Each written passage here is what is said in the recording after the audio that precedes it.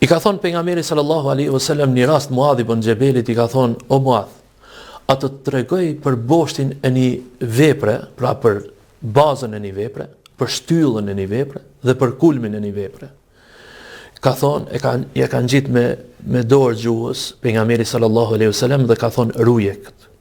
Ke kujdes. Ke kujdes." Ja Rasulullah, Muadh ibn Xhebeli po i thotë: "Ja Rasulullah, a do t'japim përgjegjësi edhe për ato që i flasim? Për ato që i themi?" Tha: "O Muadh, për çfarë tjetër mund të hudhen njerëz me fytyrë në xhehenem përveç se të korrin atë që e kanë thonë gjuhët e tyne?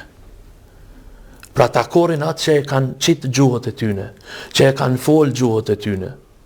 Prandaj kujdesi ndaj gjuhës është shumë i rëndësishëm në Islam.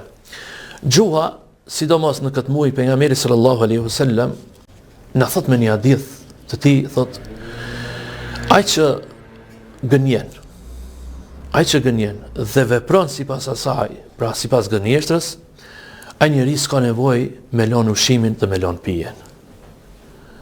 Do thotë është gjuha ajo që të shtin me gënyje ty.